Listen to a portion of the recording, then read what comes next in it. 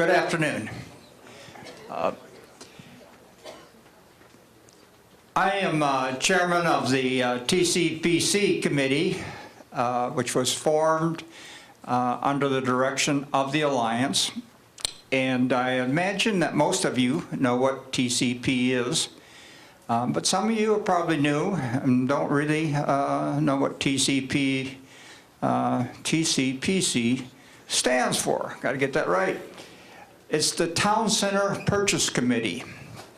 And you're probably wondering, why do we need the Town Center Purchase Committee? And again, most of you have heard about it if you've been to the Alliance meetings for the last 3 or 4 times. We've been talking about it. But if you're new, you're probably wondering why. And let me just tell you a little bit that the TCPC committee was formed to take a look at purchasing the town center in the future per the declarations of the town center. And so we came together to evaluate that and determine if we could purchase the town center at the appropriate time. We pulled together a group of folks, I should say a group of smart folks got together and started looking at this. And a group of smart folks soon decided, we need a consultant company to help us out. We began to have a lot of questions. Is it doable? And is it feasible? So we looked around, did some research, and we found Vesta. And turned out that Vesta had lots of experience at this. And we looked at our group and said, we had no experience at something like this. So let's ask Vesta to give us some guidance here. Is it possible for the residents of Pelican Preserve to eventually purchase the town center at the right time when our declarations basically say it's for sale? So with that, we asked Vesta to put together a presentation, and this is over a year ago now, and present it in March of 2017. And guess what? It's 2017. And at that, I'd like to introduce Vesta, and they'll introduce their folks. So, Ginger, here you go. Thank you. Thank you, Gary. And while they're getting the PowerPoint and the show booted up here, I first wanted to tell Quentin that was fascinating, because I live that world, and I just want to let you know we had 48 shuffleboard courts. We took 32 off the face of the earth, and the remaining 16 still aren't used in an active adult community. So I'm just letting you all know that. So just saying. So we're going to go ahead and start with something a little fun here. It's only 90 seconds, but you ready to go? Pelican Preserve is approaching the crossroads that most planned unit communities eventually experience. The developer is near enough to completing the sale of the number of original planned homes, which raises the question, what happens to the town center and other amenities when the developer leaves?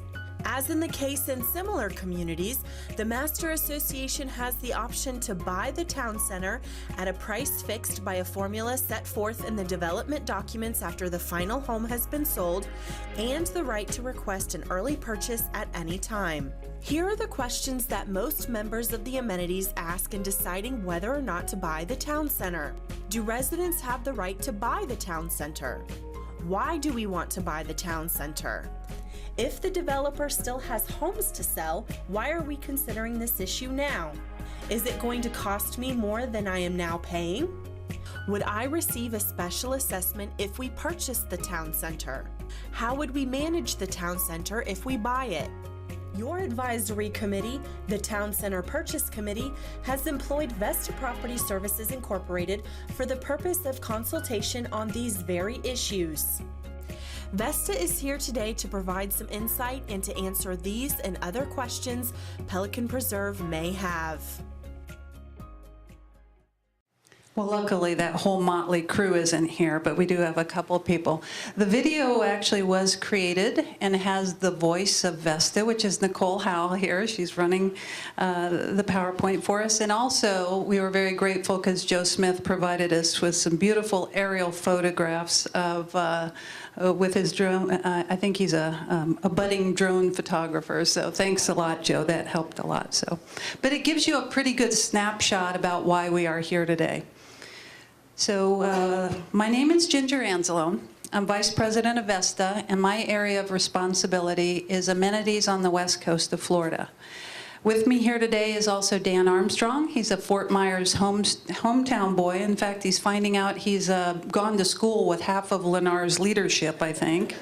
And he is our Vice President for Administration and Finance Division. And also Rudy Suratan, and he's our Senior General Manager of Vesta Amenities, who interestingly enough, I met here 17 years ago when he and I both worked for WCI and we were planning the town center that we're here to talk about. So it's such a small world, and that was another lifetime ago. So we're going to move right into our PowerPoint. I know Carol keeps a tight ship on us here. And as Gary said, your Town Center Purchase Committee is a subcommittee of the Residents Alliance. She's going to catch up with me here on the slides. So they were formed for the purchase of researching the feasibility of purchasing the town center. And that's a very important word, the feasibility. They wanted to find out if it can be done, and if so, how. So Vesta was hired to provide some assistance with their research. And just for clarity, I want to make sure everybody understands what we're talking about when we talk about the town center. So for our purposes, we're talking about your core town center, the buildings here, all 26,000 square feet, the amphitheater, the ball field, the pools, the bowling lawn, the recreational courts, and the sales center. You heard Quentin talk about how important that is to you for expansion purposes, and I think altogether that's about 70,000 square feet. So just to slow down there and let you know what we're talking about when the concept of potentially purchasing comes up. So who is Vesta? Vesta is a property management company. We have 3 operating divisions. We manage homeowner and associations. We offer superior amenities management and programming, just like the town center. I can say that because that's my division. And we also have affordable and direct financing for communities. We've provided over $250 million in financing to buy clubs just like the town center, ranging in size up to $60 million, which was most recently just last month, right? The $60 million refinance of the original acquisition debt from 2007. So 10 years later, the same community refinance. It's important to note they brought in $1.5 million in new money. They saved $600,000 in their annual debt, and they lowered the per unit per month fees by almost $10, all from the mind of Dan Armstrong. It was an incredible deal, and he did a fantastic job with that. Just a couple more points. We have over 1,000 employees now. We manage 62 clubs and facilities. We've got 350 homeowner associations. There's one stepchild club out in North Carolina, but we're basically a Florida-based company. And nearly 30 years later, we're still managing the property for our first client, a multi-building recreational complex, 7,200 homes, 11,000 people on the east coast of Florida.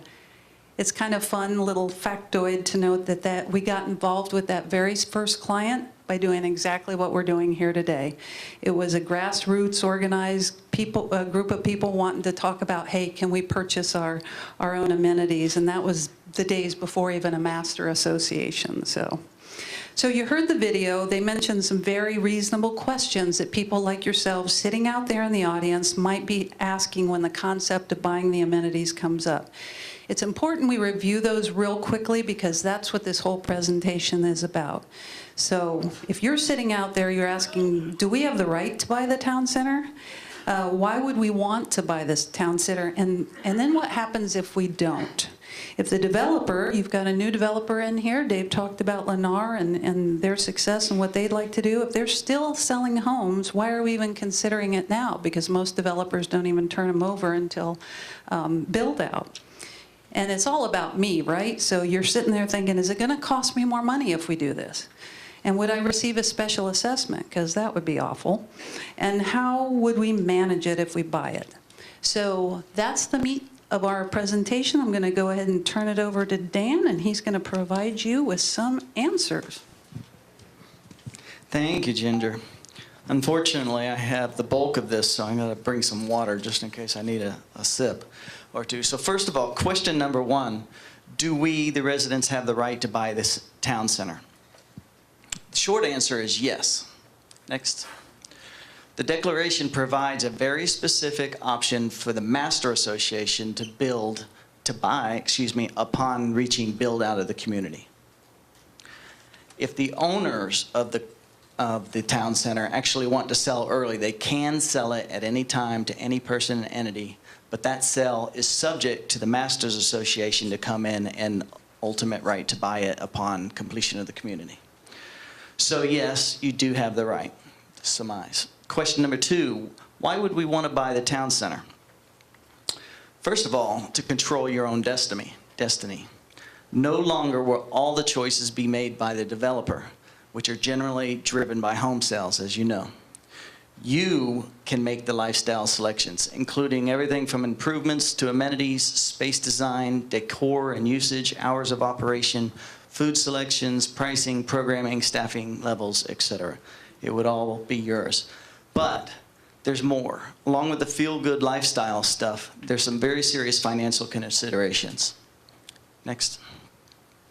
First, if you purchase the town center, you can remove third-party control of fee levels, meaning you can prevent unnecessary escalation. Just to remind those who have not read their declaration in a while, he who controls the base amenity fee controls the extent to which a 10% maximum available annual increase is utilized.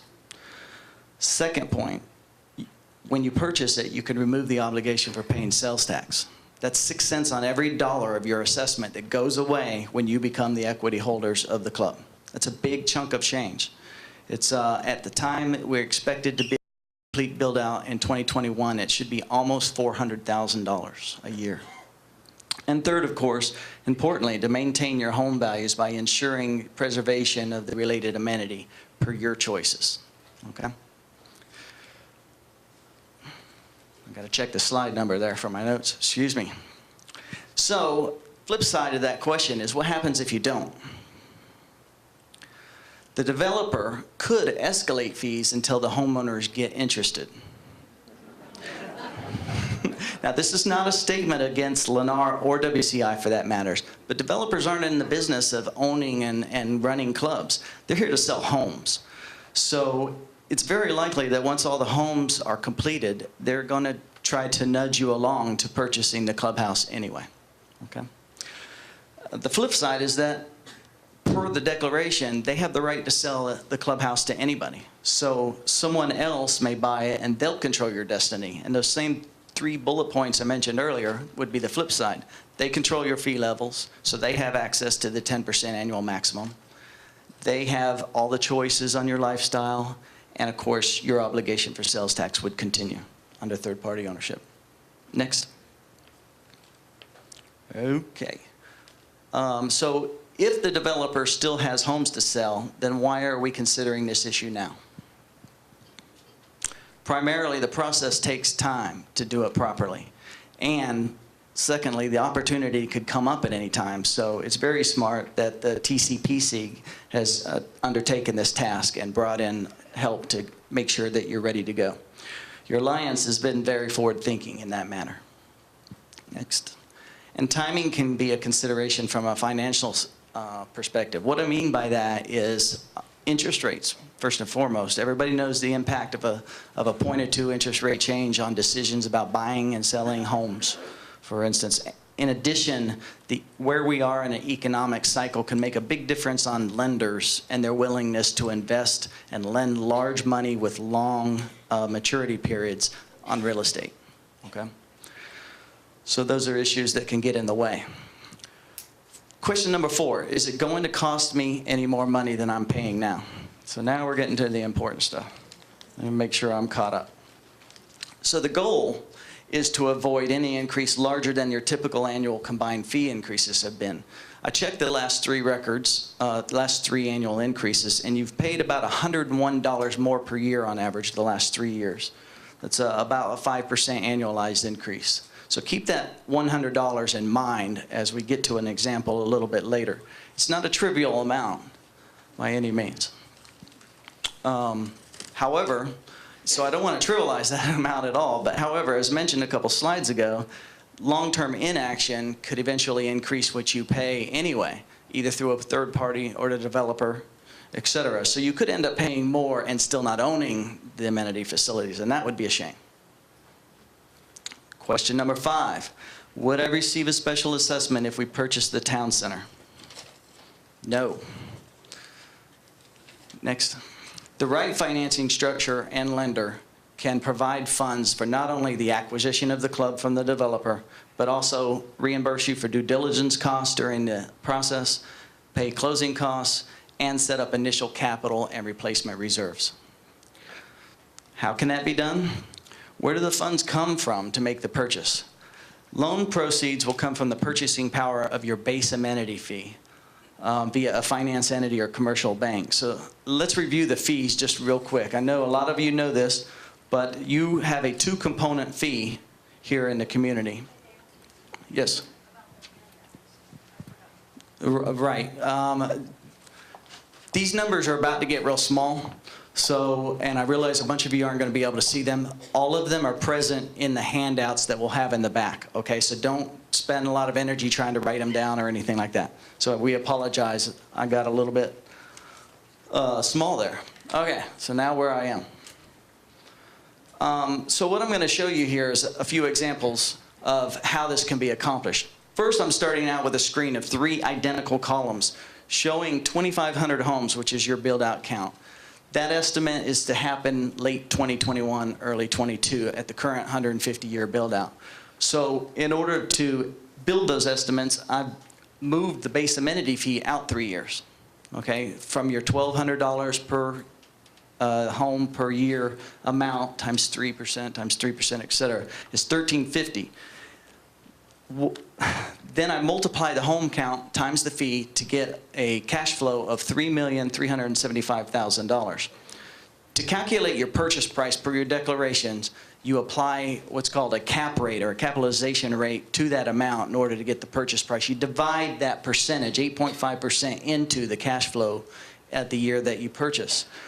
In 2021, assuming that 3% annual increase, it'll be about $39,700,000.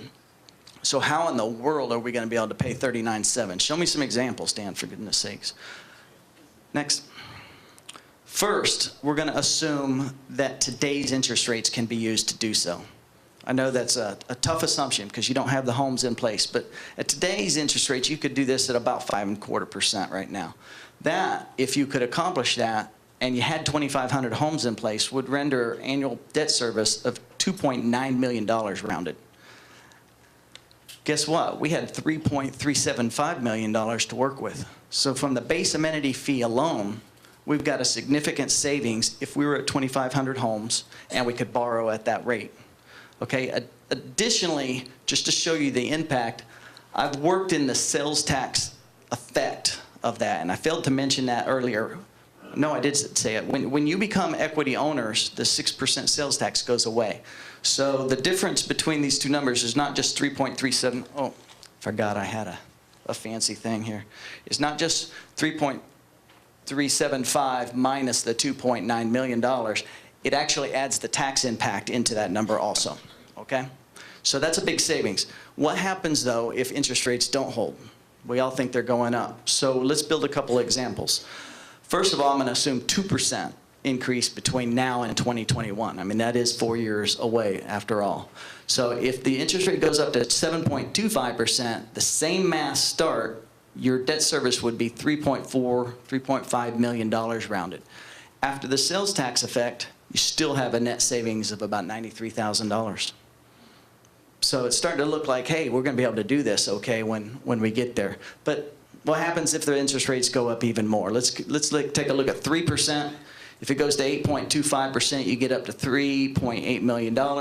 Then you'll have an increase, $222,000 after the sales tax impact increase. How much is that? That's about 6%. Remember just a few minutes ago when I told you your average increase the last 3 years has been 5%? So it's reasonable to do so even with a 3% increase. Beyond that, it gets tougher, yes. But just a few examples to show you that it's possible. Now, is that our only option? Hold one second. Taking a look at this interest rate differential, there's $900,000 swing between this interest rate and that assumption out there.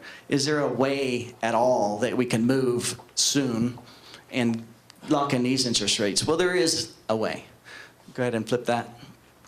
Out here in column 4, we show an example where if you had a willing developer, a willing seller, you could take today's home count or the mid-year of 2017 expectation, using this year's budgeted amount of $1,200, you can take that to the bank and you can borrow about $29 million right now, okay, using those interest rates, because you have a borrowing constant that is lower than the cap rate right now. So you have an inverted situation that it's very favorable. So you could take $29 million loan, you could make a big down payment to a developer, you could set up handsome reserves, you can fund a deficit reserve to make sure the operating side works smoothly, et cetera. And you still have an excess of base amenity fees because that number right there is lower than your annual debt service in that scenario. So there are things that you can look at if the community wanted to move faster. Next. But importantly, a lot of you are wondering, how's all this work out on the individual level? So real quick, I'm just going to go through the numbers individually. The first example, the 5.25 example percent of, and I forgot to tell you to make sure that you understand that the assumptions on all of these are 25-year terms for 15-year maturity. Okay, that's not something anybody can get, but a community of your financial health and size can accomplish that through the right lender. Okay. So in this scenario, your fee would go down to $1,155. I guess that doesn't show up as well as I had hoped, which is a decrease after the tax effect of $276. And again, we're back to assuming a 2021 purchase here. Just to make sure I don't confuse you, the far right-hand example in the gray column was a mid-year 2017 potential. So we're looking at 2021, 3 years from now, and the next example, 7.25%, you still get a little savings of about 3% per unit per month, and in the 8.25 column, you would have a increase of that 6% or $89 per home per year. Okay, and just for the heck of it, let's see what happens on the early purchase opportunity. You can see it's $1,164 there, down from the $1,200 that you're paying right now. It's a $36 decrease. I apologize, I put the wrong formula in here. The sales tax impact would not be effective in an early purchase until the developer receives their final payment. Okay, so that part of the savings would come in year 4 or after the final build out has been reached. Next slide. All right, so that's the purchase side. We've seen that under a lot of scenarios, most scenarios, we can make this purchase when the time is necessary. We may be able to do it early. But what happens on the operating side? Are we okay on the operating side? Well, here's the situation. You've got 1,825 homes right now paying $1,131. So you raise about $2.1 million rounded up there. But you're spending, to keep it all going on, about $2.8 million. WCI, and I guess Lennar is going to adopt the term called net margin, which is basically the net deficit of the operations here of the community. You've got to plug that somehow. Right now, it's being plugged by the base amenity fee because the base amenity fee is not dedicated for debt service. If you purchase it, the base amenity fee will be dedicated debt service. So how are we going to get past that? In the normal course of things, 4 years of growth, out in 2021, we get to 2,500 homes, and our town center expense fee grows at 3% annually, we'll then have $3.2 million rounded of assessments to cover operations. Our net operating margin, assuming the same 3% growth, is right about the same number.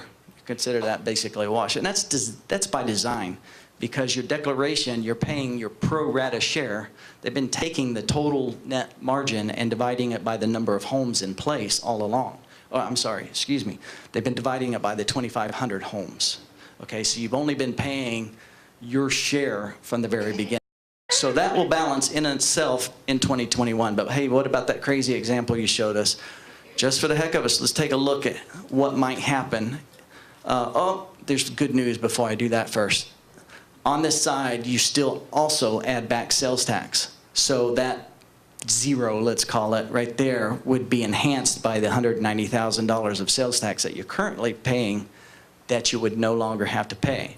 So you can choose to reroute that.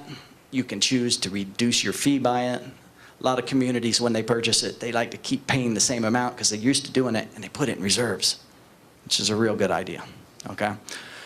But our example, whether or not we can purchase early is out here. Obviously, we've got a $750,000 nut to crack right there. How are we going to do that? If you wanted to purchase in mid-year 2017, there's your home count times the current fee, the cash flow, you got the $750,000. How would we do this? Remember your $100 a year average increase? Well, you don't have to increase the base amenity fee side anymore. It's fixed from now on. If you once you make a purchase, you can amend your declaration to say, we're not gonna fix that increase that bad boy anymore. So the entire $100 increase can go to the operating side. So you build that in, plus the 150 new homes for the year, you cover about $360,000, and then there's that $66,000 rollover from the base amenity fee that we talked about earlier, and you've covered half of it. If you have the right lender and the right structure, you could borrow the other half, sit it in an account, and it sits there for when you need it during 2018, and your 2019 increase on January 1st, 2019 takes care of itself, and you're balanced.